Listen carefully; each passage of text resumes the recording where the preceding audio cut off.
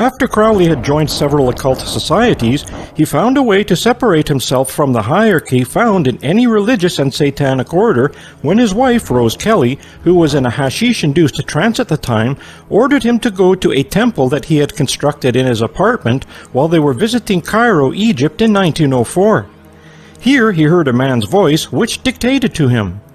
Crowley had claimed to have written down every single word that voice had said, which then became a book, the Book of the Law. This book then became the central text of the Thelema, a spiritual philosophy followed by all members of the Ordo Templi Orientis, OTO. It is this book that is the basis of an occult ritual that Parsons saw for the first time and would influence him for the rest of his life. A book that would create two worlds for Jack Parsons that would inevitably lead these two worlds to collide.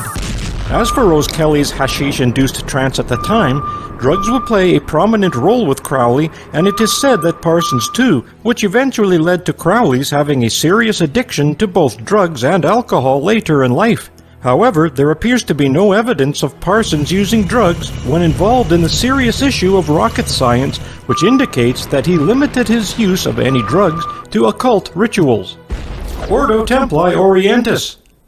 Parsons was soon to be introduced to Wilfred Talbot Smith by another scientist whose identity is unknown. But it would seem Parsons was not the only scientist at Caltech with some connection to Crowley's Ordo Templi Orientis, OTO. Smith was Crowley's representative in Los Angeles who introduced Parsons to Crowley's mystic order, the OTO. This was the only OTO order in Los Angeles, and in another of many coincidences, it was located only a few miles from Parsons' own house. There are many aspects of satanic rituals which people find disturbing, which were now a routine part of Parsons' life. Author John Carter says, "This enigmatic fusion of sex and rockets was to prove a fascinating development in the history of the aerospace industry in America. In yet another interesting coincidence, Parsons happened to meet L. Ron Hubbard, the founder of the Church of Scientology, which needs no introduction considering its connection to Hollywood and the numerous stories that are so often sensationalized in the media. And as is typical of Parsons' supposed vulnerability, Hubbard too had a major influence on him. And in one of many letters Parsons had written to Crowley, whom he referred to as Most Beloved Father, he explained his friendship with Hubbard, saying that he is the most thelemic person he had ever met.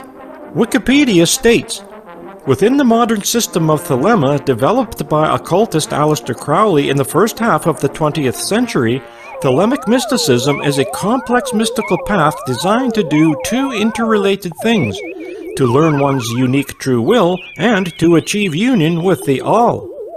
Aleister Crowley's work is now being taken seriously by historians, so there is plenty of literature in books and online for those of you interested in Aleister Crowley's influence on celebrities and the power elite. Jack Parsons' worlds collide. In 1944, both Parsons and Foreman were forced to sell their stock in JPL. This eventually led to Parsons being ostracized by the scientific community, even though the rocket industry was now being taken seriously, and more so by the military-industrial complex. In their world, there was just no room for the unorthodox style of a scientist who lacked the formal education of an academic, despite the fact that Parsons' innovation and insightfulness brought solutions which are still in use today.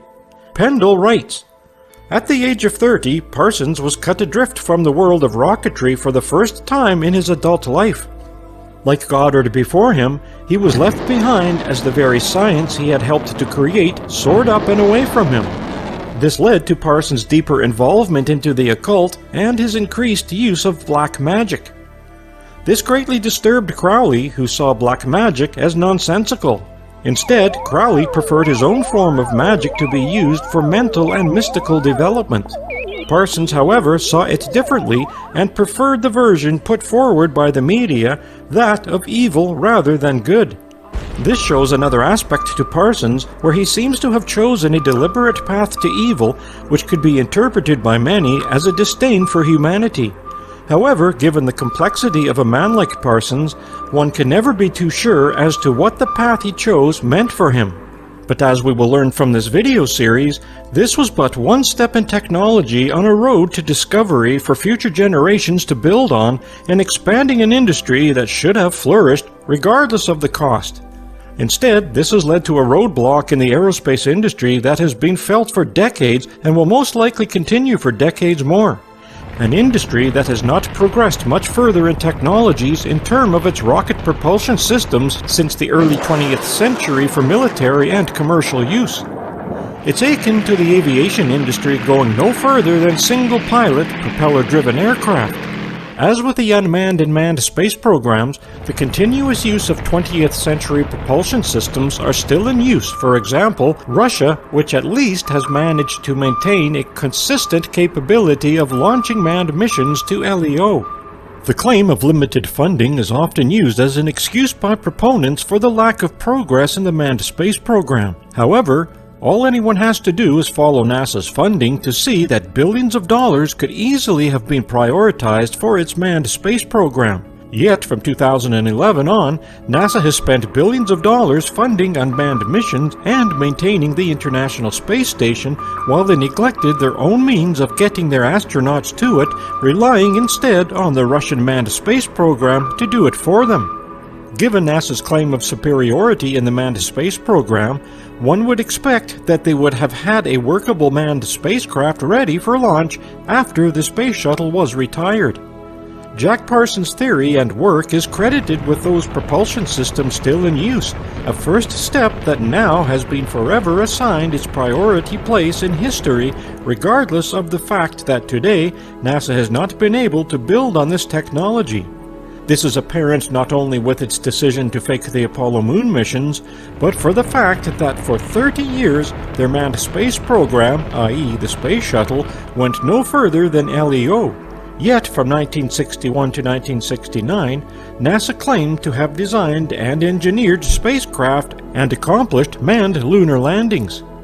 In the same time period from 2011, NASA managed to launch only one manned mission to the ISS with the SpaceX Falcon 9 and Dragon spacecraft on November 15, 2020. A counter-argument to this is that previous to NASA, the National Advisory Committee for Aeronautics, NACA, founded in 1915 leading up to NASA, which was established in 1958, had actually been gathering data that was then incorporated into the relatively new aerospace industry and, of course, for the Apollo moon mission program. So the proponents say NASA has decades of data to access, so the timeline of 8 years to land men on the moon is misleading. However, the goal of NACA was to collect data for the aeronautical industry that already existed for an environment that mankind was more than familiar with. The manned space program required data for an environment never before experienced by mankind, so in essence, NASA had little or no data for the hostile environment in which they planned on sending manned missions through. Therefore, the real timeline was closer to 8 years for which they needed to collect data for a hostile environment to design and engineer spacecraft capable of sending manned missions to LEO, landing and lifting off from the lunar surface, traveling back safely to Earth, and for re-entry and a splashdown in the Pacific Ocean. NASA had never been able to duplicate its own claim of technological prowess in such a short timeline since. As for writing about Parsons' world of the occult, the point is to once and for all break the myth that somehow scientists are immune to some of the influences of our respective societies, when in actuality they are subject to the same desires, competitiveness, spiritual beliefs, likes, dislikes, jealousies, egos, and many of the other human traits that make us who we are. And in the aerospace industry, these traits are more common than most people know, Parsons being one example.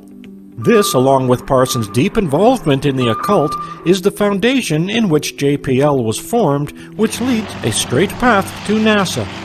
Although this had been reported in other sources, I gained more insight from my research into Parsons and Foreman's numerous contacts with Wernher von Braun before World War II. Pendle quotes from Ed Foreman's third wife. Both of the boys had talked to von Braun many times by telephone way before he ever came to the US. They were crazy about von Braun, and he was crazy about them because they were out horsing around with the same stuff. Jack Parsons' contact with Wernher von Braun before and possibly even during World War II makes one wonder what else had been left out of the history books regarding von Braun and any other contacts that he may have had with the American officials before he surrendered to American military forces in 1945. This raises serious questions as to how the FBI either missed the correspondence with the known Nazi before and possibly during World War II, or they knew about it and for some reason they weren't overly concerned. Further, it is now rumored that Parsons may have even met von Braun after he was brought to the United States under Operation Paperclip. Parsons' ongoing contact with von Braun before and possibly during World War II is yet another of many coincidences that we have seen with Parsons in both his world by day and his world by night. And although Parsons' contact with von Braun may appear to have been innocent, it's a stretch to believe that American intelligence agencies didn't know about this. A more likely scenario is that the American intelligence agencies did know and were collecting intel, possibly through others, along with Parsons. This more indicates that Parsons was in some capacity an intelligence agent. Either way, it seems von Braun had at least indirect connections to the American intelligence agencies before and during World War II, which have not yet been fully disclosed. However, one undeniable fact is clear. Jack Whiteside Parsons' legacy in the aerospace industry has now secured its proper place in history. The pre-Apollo moon missions. Part 1 of this series described and analyzed the Apollo 11 mission that supposedly journeyed to the moon and back. It described how 1960s technology would have been inadequate for a manned moon mission, for example, the inability of the F-1 engines of the Saturn V to use their full power capacity because of combustion chamber instabilities.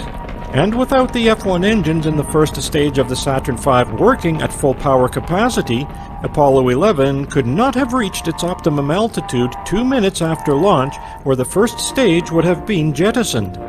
After the jettison of the first stage, and regardless of the fact that the Saturn V's J2 engines in the second stage apparently ignited and worked perfectly, Apollo 11 was still lower in altitude 2 minutes after launch. This means that Apollo 11 could not have reached optimum orbit necessary for its eventual translunar ejection, no matter how perfectly the J2 engines functioned. If a contingency was worked out to have the J2 engines burn longer to compensate for a lower than planned altitude after launch, then more propellant would have been needed. But because of weight restrictions, propellant was limited to what was originally planned for in terms of the Saturn V trajectory on launch. This would have prevented any contingency for a further burn duration of the J2 engines in the Saturn V. Further, since the F-1 engines were not capable of using their full power capacity, or they weren't even used at all, Apollo 11 and subsequent Apollo missions could not have launched the necessary payloads into LEO necessary for manned lunar landings. We also described in Part 1 the impossibility of a mission like Apollo 11 to have safely traveled through the Van Allen belts due to the intense radiation as well as other hazardous elements like solar particle events, galactic cosmic rays, the problem of thermal control, and micrometeoroid impacts. As has been established, any one of these elements would have ended any Apollo mission. However, the more aspects of the Apollo 11 missions that are analyzed, and by inference that includes all of the Apollo missions, the more we counter NASA's claims that 6 of these missions landed safely on the lunar surface. The manned missions. In the first video series, I mentioned that NASA had 2 manned space programs leading up to the Apollo missions. But some say that there were actually 3 manned space programs leading up to the Apollo missions. So it's worth clarifying the discrepancy as to the number of manned space programs during the 1960s.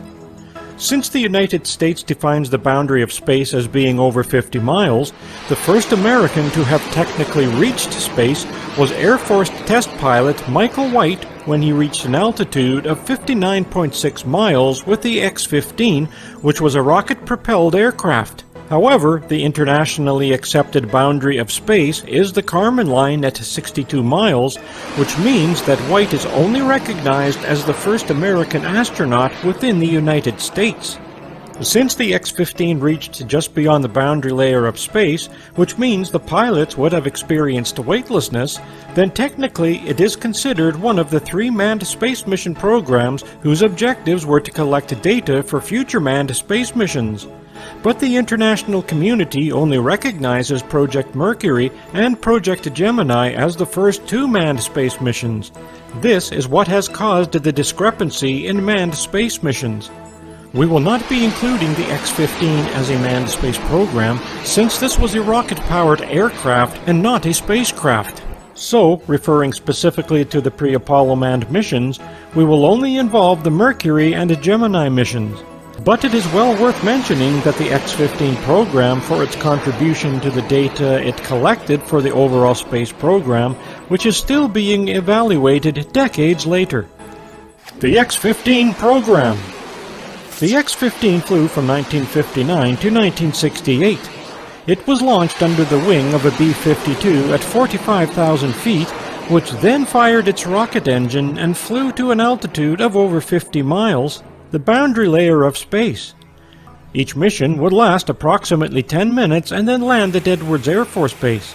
The main purpose of these missions was to gain data on the re-entry into Earth's atmosphere for the American space program. Re-entry procedures will be discussed in detail later on in this video series. However, another aspect gained from the X-15 program and its most enduring legacy was the importance of designing more sophisticated simulators capable of duplicating flight conditions for the aviation and aerospace industries. This too would greatly enhance training for both pilots and astronauts. This also started the debate regarding manual versus automation, which, as we will soon learn, was an ongoing debate within the manned space program. The X-15 made a substantial contribution to re-entry procedures. This involved corrective control during re-entry using a vehicle with the aerodynamic design of an aircraft. However, NASA had decided on the capsule concept for its manned space missions in the 1960s, so we will focus instead on that concept and design when discussing re-entry into Earth's atmosphere, which had little or no corrective control abilities. Project Mercury. There were 6 manned missions for Project Mercury from 1961 to 1963. These were 1 manned spacecraft, which were the first American spacecraft to reach LEO. These missions had an apogee of no more than 176 miles and a perigee of 100 miles. The goal of the Mercury program was straightforward. 1. To send astronauts into LEO, and 2. Practice re-entry into Earth's atmosphere and eventually splashdown in the Atlantic or Pacific Oceans. Therefore, the Mercury program had met its objectives. However, the issue of manned versus automation was brought to the forefront of the discussion, which had caused a fierce debate among many of the astronauts who objected just to being passengers in the Mercury spacecraft. As John Glenn told a press conference soon after his selection to the Mercury team, "We don't want to just sit there and be like a passenger aboard this thing. We will be working the controls." Nevertheless, the automatic as primary approach would survive through the Apollo program. It is interesting to note that Buzz Aldrin had been heard to repeat a similar theme when he was questioned decades later about the validity of the Apollo missions, saying that they were just passengers, although given what we know now, this definitely has more than one meaning. Project Gemini. Project Gemini consisted of 10 manned missions which were regarded as being a step forward in progress in terms of astronaut participation as opposed to just being monitors or passengers of the spacecraft. However, the issue of manual versus automation would continue, even more so, when it came to accomplishing the objectives of these missions. The objectives of the Gemini missions were designed specifically to practice maneuvers in LEO for the upcoming Apollo moon missions. These objectives included long-duration missions, rendezvous and docking, extravehicular activities, and precision landings. It was planned that after the Gemini spacecraft re-entered the atmosphere, it would then deploy a parachute on the last several thousand feet of its descent, and the astronauts would then hand-fly their spacecraft with skids deployed to a precision landing on a runway. However, because of technical and funding issues, it was decided instead to continue with the method of splashdown in the ocean, which was used for all manned missions in the 1960s and 70s. Note: lack of funding issues is an overall theme regarding the manned space program. However, a more realistic reason for the claim that there was a lack of funding may have more to do with the realization that Congress knew much more about the impracticality of manned missions to LEO. Further, Congress may have known too of the impossibility of manned missions beyond LEO using present technologies. However, NASA still gets on an average of about $20 billion per year. Therefore, they could easily prioritize its fundings for a manned spacecraft launch capability to LEO if they choose to. As to why they don't, has little or nothing to do with the claim of not being provided adequate funding. One major component of both the Gemini and Apollo missions was that of rendezvous and docking, where the need for automation was made even more apparent. Although NASA claims that the Gemini 3 demonstrated manual maneuvers quite successfully, astronaut Jim McDivitt tried unsuccessfully to rendezvous with a spent booster during the Gemini 4 mission. He realized that piloting skills alone were inadequate for rendezvous. In fact, there were those within NASA who would go as far as to question any need for flying skills at all as a requirement for astronauts. Afterward, McDivitt attributed the problem to poor lighting, but he was faced with something new. Orbital dynamics created a strange brew of velocity, speed, and range between two objects, and calling for a new kind of piloting. Catching up to a spacecraft ahead, for example, might actually require flying slower to change orbit. It's a hard thing to learn, observed Deke Slayton, since it's kind of backwards from anything that you know as a pilot. A NASA investigation concluded that training had been inadequate and that the entire program had undetermined the subtlety for a rendezvous task. Gemini 4 taught an important lesson. Pilots could not rendezvous by eye. Deke Slayton was a World War II pilot and aeronautical engineer. He was also a test pilot who was selected as an astronaut for the Mercury program but was disqualified due to a medical problem. He was then made chief of the astronaut office and director of flight crew operations, responsible for NASA crew assignments for both the Gemini and the Apollo programs. By 1972, Slayton had resolved his health problems and returned to flight status. He was one of the astronauts on the Apollo-Soyuz mission. One would assume that NASA was fully aware of these new orbital dynamics and would have known about the problems of using manual techniques for rendezvous before attempting any manned mission.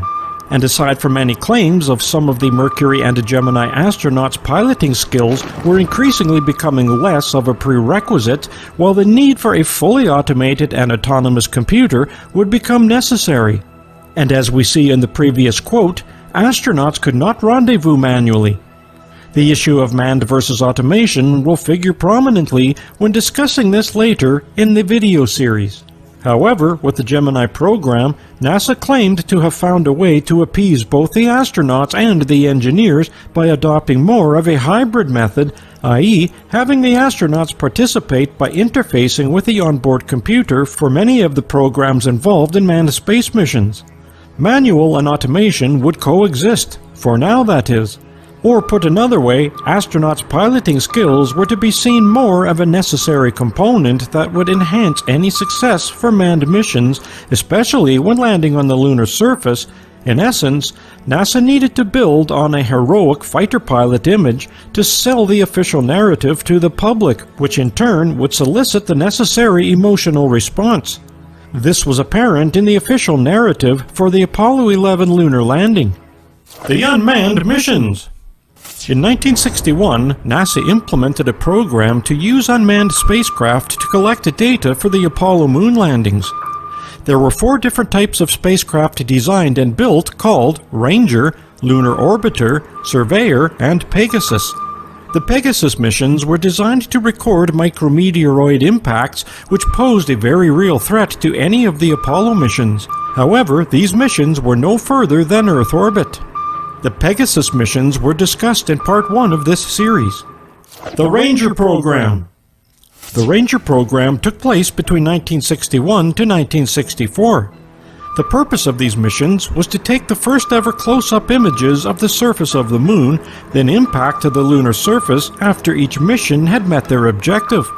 However, there were serious problems encountered with these missions, so NASA did not achieve the overall objective of the program. There were 9 missions in all. Ranger 1 experienced numerous problems after launch. Among them, radio interference prevented ground-based tracking systems from properly tracking the mission, and further, it did not enter an elliptical orbit after the Agena rocket engine failed to reignite its engine for its mission. Ranger 1 re-entered Earth's atmosphere several days later. Ranger 2 had similar problems after launch when its Agena rocket failed to reignite for its mission, and it too entered Earth's atmosphere several days later. Ranger 3 actually made it out of LEO and was on course to impact to the lunar surface until its downlink to ground-based tracking systems failed, causing the vehicle to enter solar orbit, which meant a loss for the mission. Ranger 4 was on its way to impact to the lunar surface when it tumbled out of control during separation from its spent stage and impacted the far side of the Moon, therefore it never accomplished its objective. Ranger 5 lost its downlink to ground-based tracking stations, apparently to loss of battery power. It then entered solar orbit, therefore ending its mission. Ranger 6 had managed to successfully impact to the lunar surface, but it failed to take any photos, so it too did not meet its objective. Rangers 7, 8, and 9 had met their objectives in sending back photos of the lunar surface before impact, classifying these 3 missions as a success. The images taken by Rangers 7, 8, and 9 enabled the U.S. Geological Survey to make plaster models of the lunar surface for study. This is an important point to remember when discussing the simulation aspect and how NASA used these lunar surface models in simulations, which were a necessary component in faking the Apollo missions. These simulations will be discussed further on in this series. The Lunar Orbiter Program. There were 5 lunar orbiter missions launched between 1966 and 1967. 1 were Lunar Orbiters 1, 2, and 3, which photographed potential landing sites for the Apollo missions. Lunar Orbiters 4 and 5 photographed the entire lunar surface. These landing sites were chosen using Earth-based observations, but the Lunar Orbiters were used to get more detailed photos of the areas selected. Considerations for the landing sites included smoothness of the terrain, numbers of craters, hills, and cliffs in the surrounding areas, the amount of propellant needed for the LM aspect of the mission, and a free return trajectory for any of the Apollo missions should it be required due to failure of the service propulsion system. Note, a free run trajectory meant that if any of the Apollo missions experienced engine failure on the way to the Moon, they would have been able to coast around the Moon and back to Earth, in theory that is. However, that was changed after Apollo 11 in favor of a hybrid trajectory supposedly due to NASA's increased confidence in the CSM propulsion system. This meant that the missions would start out on a free-run trajectory and then would perform a mid-course maneuver for a more precision in their approach to the landing site, given up the free-run trajectory. For those who believe the official version of the Apollo missions, one should wonder why this confidence was maintained after the near-alleged disaster of the Apollo 13 mission. Micrometeoroid impacts were done on each of the 5 unmanned spacecraft. Each of them carried 20 detectors to record micrometeoroid impacts. The spacecraft flew equatorial and polar orbits around the Moon. Their orbits ranged from approximately 20 to 3,900 miles. Micrometeoroid data was collected for 17 months. The 5 orbiters recorded 22 punctures during that time area exposure of 130 square meters per day. These figures gave an average rate of 0.16 puncture per square meters per day in the near-lunar environment, or about 1/2 of the average rate of flux recorded by the Earth-orbiting satellites Explorer 16 and Explorer 23. The 5 lunar orbiters recorded approximately 22 micrometeoroid impacts per day according to what is documented, and the impacts were greater near the lunar surface. However, there is no mention of any damage to the detectors themselves on these unmanned missions, which leaves one to guess as to how many detectors were actually working during that 17-month period. Hence, the number of micrometeoroid impacts recorded per day has to be considered a conservative estimate, to say the least. Micrometeoroids would have posed a serious risk to any Apollo mission, especially the LM. As documented in Part 1, the LM walls had a thickness equivalent to 3 layers of kitchen foil, which needs no explanation as to the lack of protection for the astronauts. Either a micrometeoroid impact or an astronaut putting his foot through one of the LM walls would have ended the mission instantly. And given some of the carelessness of these astronauts while allegedly walking on the lunar surface, causing them to fall over several times and risking tearing their spacesuits, accidentally putting one's foot through the LM wall was not out of the realm of possibilities. Radiation experiments were conducted by each of the lunar orbiters too. Each lunar orbiter had 2 cesium iodide detectors on board. The data obtained from the radiation experiments on board the 5 lunar orbiter spacecraft had significant implications for the Apollo program. What would be the approximate doses of radiation experienced by the astronauts in spacesuits, in the lunar module, in the Apollo command module? To obtain an answer, the primary investigator, Dr. Trutz Fulsche, by the 2 cesium iodine detectors in each of the 5 orbiters. One of the 2 was shielded by 0.2 grams of aluminum per square centimeter, the other by 2 grams of aluminum per square centimeter. Because of the higher absorption of the protons and alpha particles per gram per square centimeter in soft tissue of water, the doses recorded by the lunar orbiter dosimeters had to be multiplied by 2. The analysis showed that all the events recorded were of significance to a man in space only where shielding was light, specifically in a spacesuit or in the lunar module. This is a very interesting and revealing quote from NASA, given the lack of shielding for the Apollo missions, especially the LM, which this quote makes very clear. It substantiates researchers' claims that radiation in space would be hazardous to any of the Apollo manned missions outside of LEO, given the level of protection that they had, or lack thereof. NASA then compared the data from Pioneer 5, launched in 1960, to the data from Pioneer 6, launched in 1965, with that of the lunar orbiter. Both Pioneer missions recorded data from the SPEs, and after they reviewed the data from both the Pioneer and lunar orbiter missions, their conclusion was both startling and clear. From these data, the inference could be made that in rare cases of large event groups, such as those of 1959 and 1960, the Apollo astronauts might have experienced skin doses greater than 1,800 to 5,000 rads in 1 week if no precautions were taken. Doses of 200 to 1,000 rads in a few hours will cause serious illness. Any dose beyond 1,000 means a quick end to a manned mission outside of the relative protection of the Earth's magnetic field. Further, as was explained in Part 1, NASA did not have the capability of recording the true radiation flux, so this data supplied by NASA must be taken with caution.